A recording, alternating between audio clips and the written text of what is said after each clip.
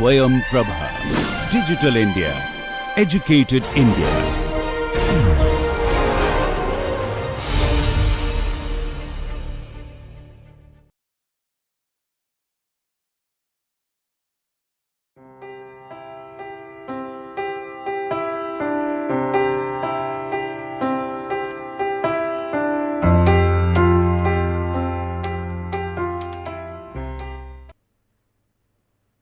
Welcome viewers to the 7th lecture of the course Metal Cutting and Machine Tools.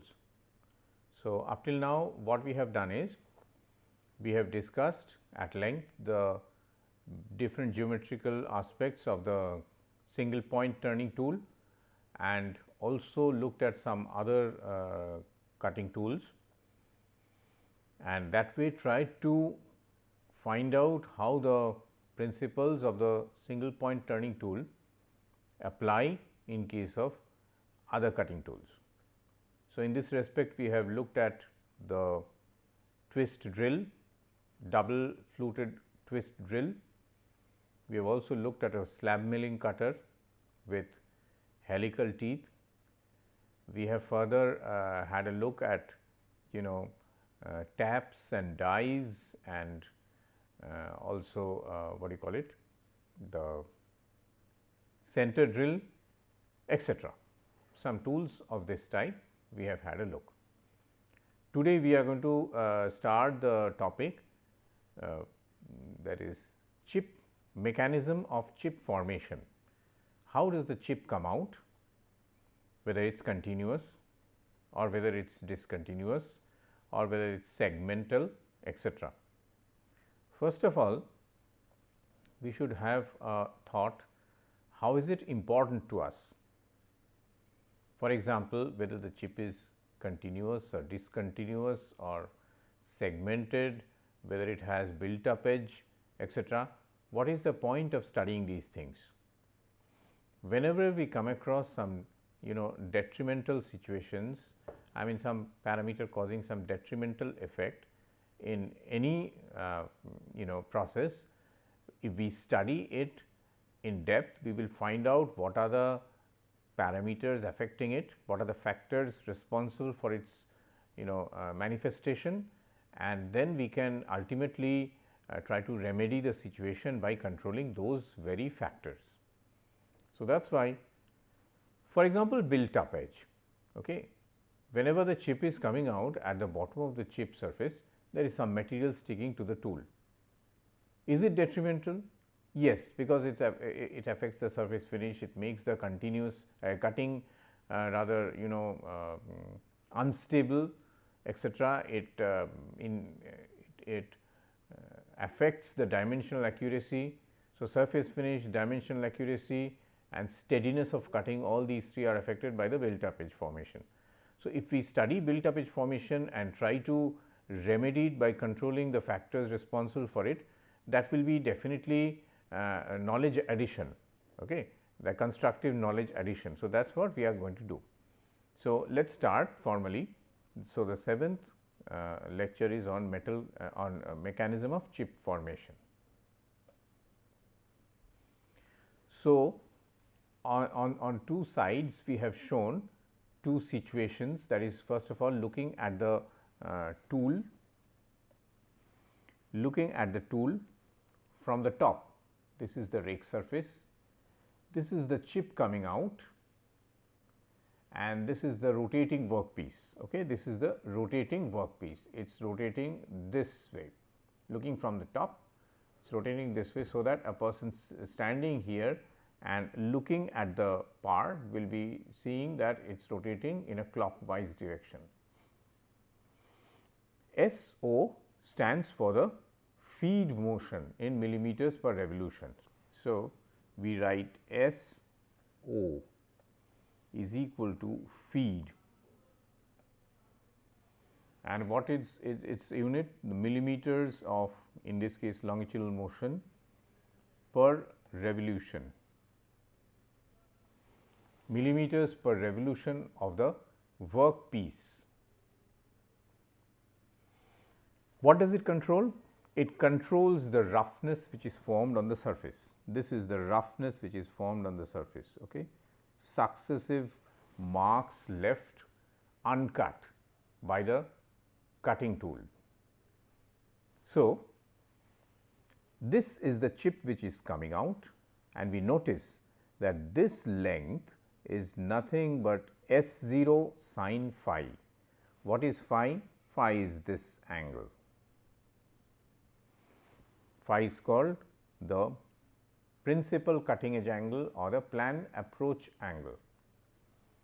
So, if this is phi, we can easily say that S0 sin phi. Okay, I have drawn a figure later on which will be depicting it in much more clear manner in the other view. Here we can say this is S0 sin phi. S0 sin phi is nothing but this distance. We are looking here from the we are looking in the other view from this side. You might ask me, what is this particular plane? This is written pi o, orthogonal plane. So, basically we are seeing this view. It should be coming here, but anyway, for simplicity's sake, since I am drawing a totally different figure, I have drawn it this way. So, on the pi o plane, uncut chip thickness appears as this distance, and it is equal to S0 sin phi. You will find if this is S0, this comes out to be sin phi. That is all right. This is the, what is this one? This is this can be derived from the depth of cut. What is the depth of cut? Let me draw here.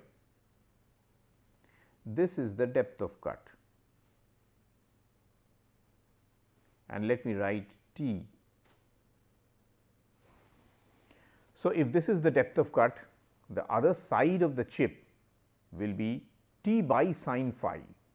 Since this is phi, this is also phi. So, this is equal to, this distance is equal to T by sin phi. Okay. So, I will write here, let me see whether I can use small font, T by sin phi. So, we get to know what is the cross section of the chip which is leaving the cutting zone. Once we have determined, okay, these are the dimensions of the chip, what are the other things to notice here? The other thing to notice here is the formation of built up edge. When the chip is coming out, say if we assume that it is a continuous chip here, we may find that there are layers of material, okay, laminated, or rather this sort of layers of material might be deposited. What are these material? What is this material? What is the source of it? It is basically the chip material highly compressed under tremendous pressure. Okay. Since the uncut chip is coming this way, the material has nowhere to escape, because if it tries to move straight, it will be stopped by the cutting tool. Okay. So, if it tries to move backwards, further uncut chip is coming in, creating a pressure downwards on this material. So, this, what happens to this material is that since it encounters lot of pressure from all sides almost, it starts bulging. At the same time, this material gets stagnated, and thus it might get welded onto the tool surface under high pressure and temperature. This is built up edge. Okay. Stagnated material, we can draw another figure to emphasize the effect of stagnation. This is the uncut chip, the chip is going out this way, and this is a sort of stagnation. This material gets cemented onto the tool surface, and ultimately it might be taking up some shape of this type, and this might be breaking off, developing, getting development layer by layer, and then again getting suddenly removed with the chip. So, it is a very unstable process. It starts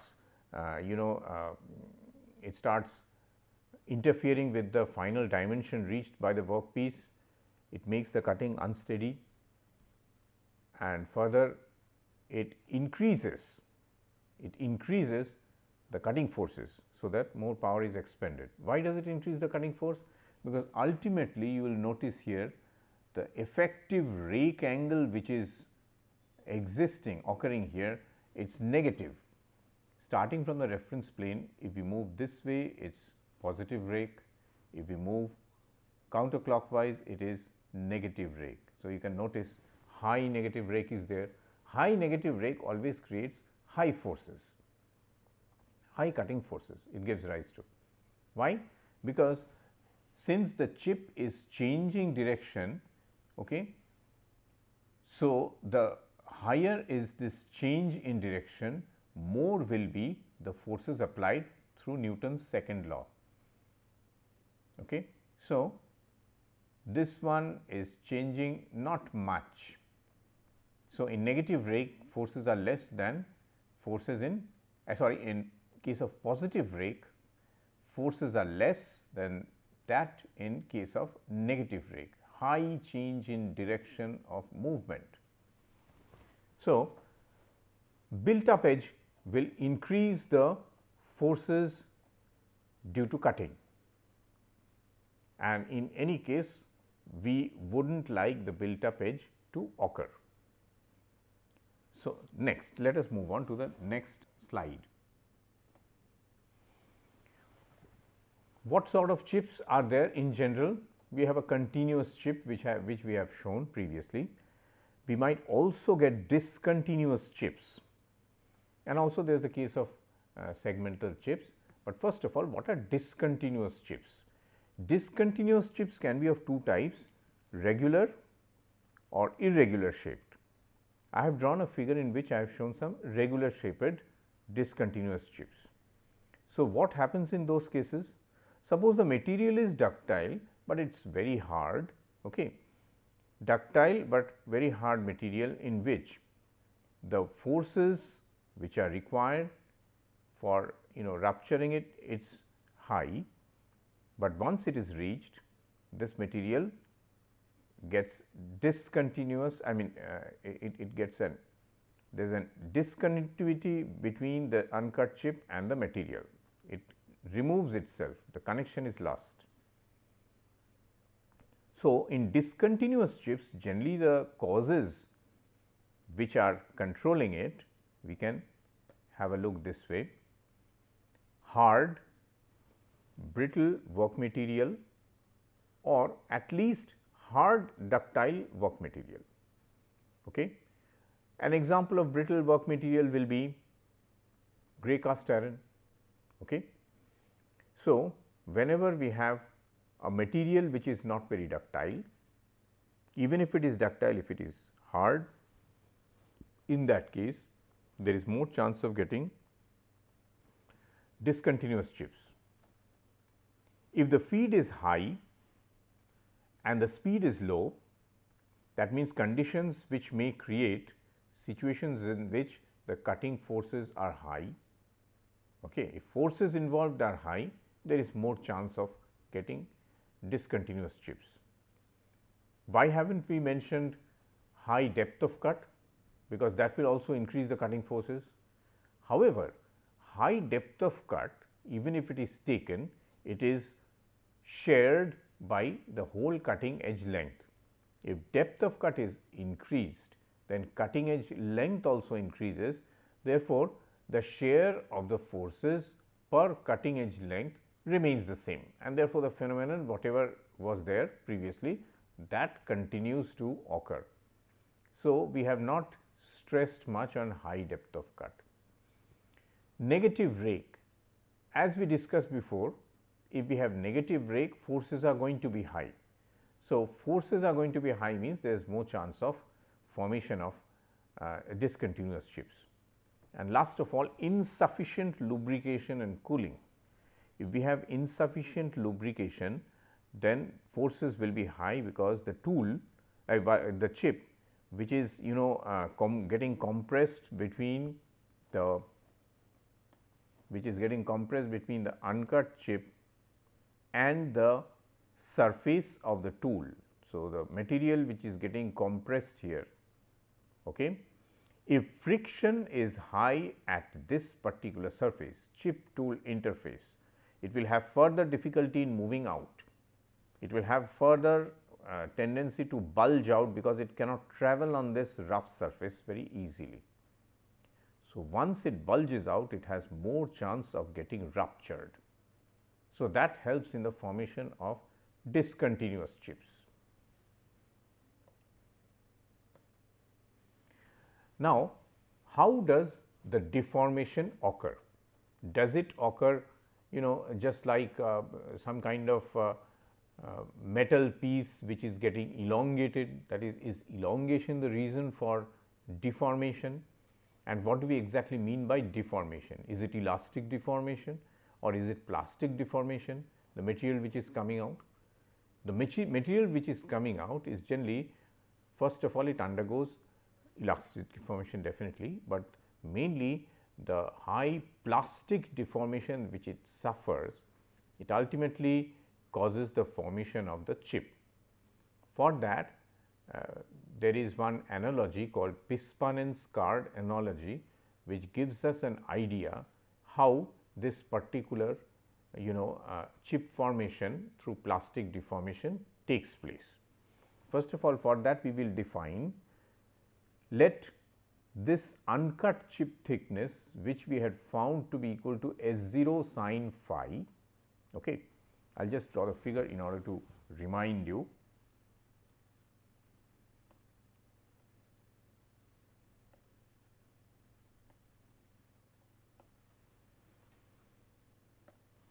So, if we draw this here, there is quite a lot of space here. If this is the cutting tool and if this is the workpiece, this one is that material which is coming out,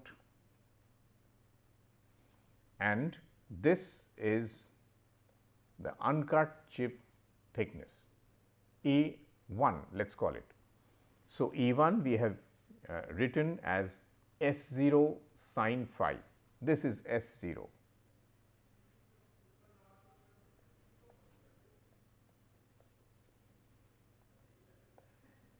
Feed, while S0 sin phi is this value, because phi is this. Sometimes it is called the true feed, actually in the direction of the chip flow. So, S0 sin phi being equal to this uncut chip thickness equal to A1, A2 is the chip thickness. So, if A2 is the chip thickness, we will always notice that A2 is greater than A1, which shows that the material which is coming down and ultimately coming out in the form of a chip, it undergoes deformation. It undergoes an increase in this particular dimension, which means that it must have been deformed. So, naturally people said that if I measure A2 by for different cases of machining, if I divide it by A1, I will get a ratio. So, if deformation is high, A2 by A1 must be high. So, with that idea, chip reduction coefficient has come into being. Chip reduction coefficient means to make an estimate of the amount of deformation which is suffered by the material in the formation of a chip. So, whenever we are talking of chip formation mechanism, this particular index gives us a very clear idea of the degree of deformation, how much deformation is taking place. So, chip reduction coefficient will be used by us in a number of cases. But to come back to the analogy, what was this analogy about? It was first of all viewed as, that is the chip, uncut chip material coming down, it was viewed as a stack of cards at a particular angle coming down towards the cutting zone. What was the angle of this particular stack of cards? That we will come to later on. But first of all, once the material comes out in the form of a chip, it was assumed that material is undergoing a slip or shear at this particular zone, which is called the shear zone.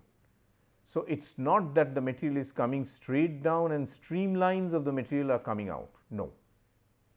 The material is undergoing, if you notice here, it is undergoing a relative motion in this direction with its just adjacent succeeding layer, so that it starts getting oriented in motion in this direction.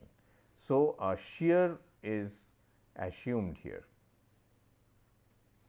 By this analogy, we are coming to the conclusion that shear deformation at this zone, which is called the primary deformation zone, is the main mechanism of formation of the chip from the parent material.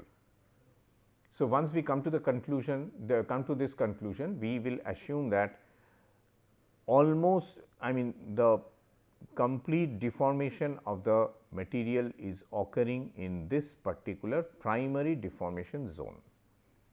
But you might say, what about the friction that we mentioned here? If these cards are they are oriented in this angle and they shear from this parent material, maybe they are still connected, because they undergo plastic deformation, but they are connected with the material. Okay, even if it is connected with the material, they are oriented this way now and they are gradually going to flow out, but the problem is they will undergo heavy friction here. So, a secondary deformation zone is also assumed here in this place. So, we will say this is primary deformation and this is secondary deformation. In this secondary deformation, the role of friction between cutting tool and chip will be the dominating physical phenomenon. So, once we are clear about this one, we will have to deal with analysis of this primary deformation in the form of shear and this one friction. Next, so this is what we have drawn in the Pispanen's card analogy. Cards are coming at a definite angle and getting out. How do we make an estimate of this angle? That we will be doing through calculations, which I will be showing you.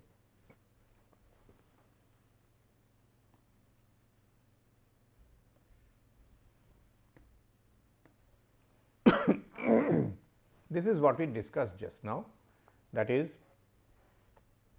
if this is the primary shear zone, if this is the uncut chip, this is a secondary deformation zone, we can write here primary deformation zone, and the dominating feature is shear, as we discussed from the card analogy, and this is what is ultimately causing the final outcome of the chip. Okay. So, this gives us an idea where the zones of deformation for the chip are lying. You might ask me, what is this particular cross section that we are seeing? Up till now, until and unless we state anything else, we are looking at the orthogonal plane. We are looking at the orthogonal plane. Now, for some relations between these these particular parameters, in order to get a mathematical estimation of the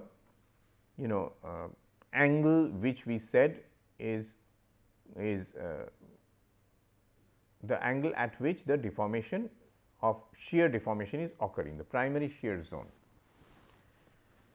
Generally, beta, which we have mentioned here, it is given a name. Beta is called the shear angle. Okay. You will notice that if beta is high, let me draw a figure here, this is the uncut chip thickness. If beta is, say beta is very low,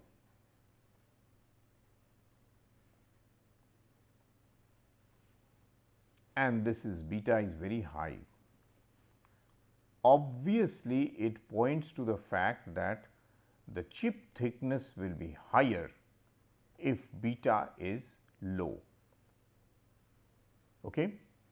So, if the chip thickness is high, deformation is higher and beta is lower.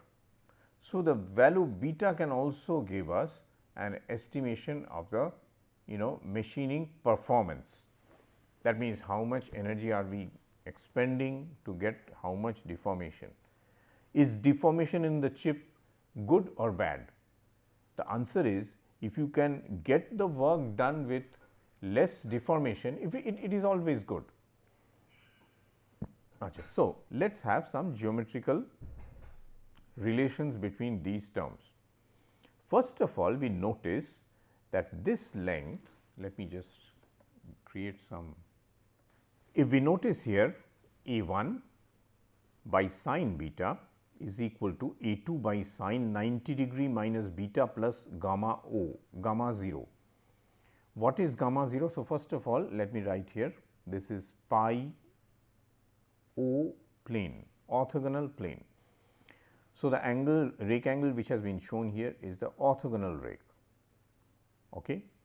So, we are simply saying that if the chip is coming down and if it is taking up this particular path, we have a geometrical equality between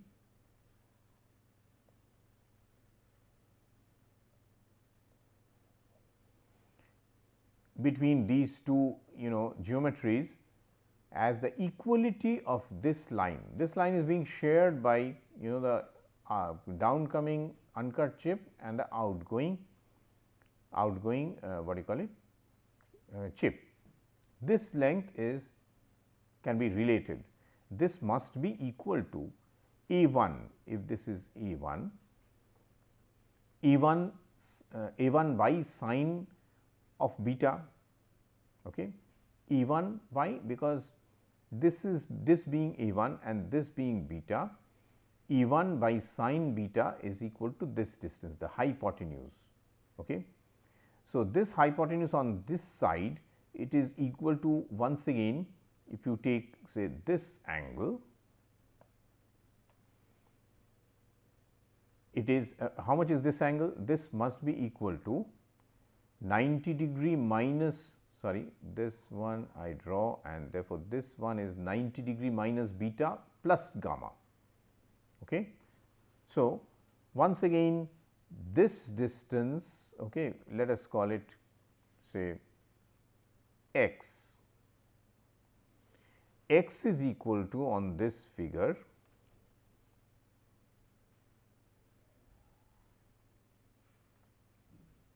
nothing but chip thickness A2,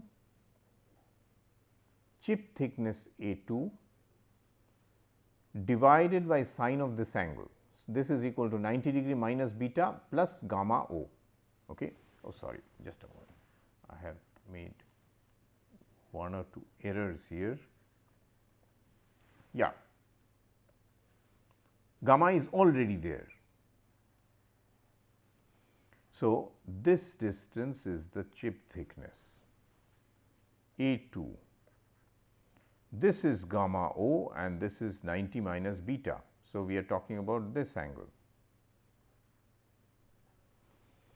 So, A2 divided by sine 90 minus beta plus gamma O. So, A2 by 90 sine 90 minus beta plus gamma O is equal to this particular length once again. So, they are equated. Once they are equated, we take A1 to the other side. So, that we have A2 by A1, which is equal to, as we know, zeta,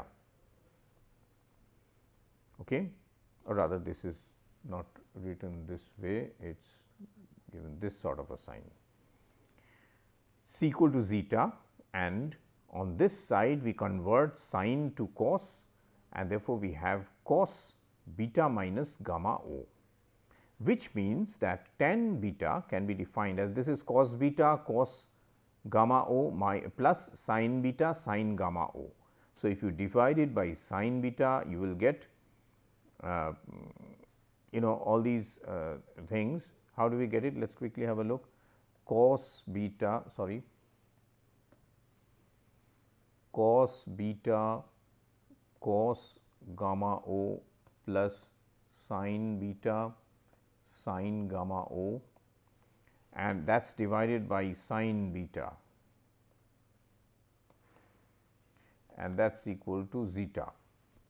So, on this side what we can have is, if you go on dividing by sine beta, you will have cos gamma O divided by tan beta plus sine gamma O is equal to zeta sine beta. Oh my god, just a moment, let me see whether everything is, it can be done more elegantly. Yeah, A2 by A1 is equal to zeta. So, we will have, oh good, yes, instead of working that way, if we take sine beta to this side, sine beta. If we now divide the whole thing by cos beta, what happens? Cos beta vanishes from here, we get tan beta here, tan beta, sorry, and we get tan beta once again. So, we are dividing the whole thing by cos beta, tan beta. So, which means that tan beta can be taken common. So, you take it to that side, take tan beta common, you will get zeta minus sine gamma O. Okay. So, cos gamma here remains the lone term here, cos gamma O is equal to tan beta common zeta minus sine gamma O, because we are taking the second term to the other side. This one is taken to the other side. So, from here this is a one step. So, with this we come to the end of the the second lecture, I mean 7th lecture. Thank you very much.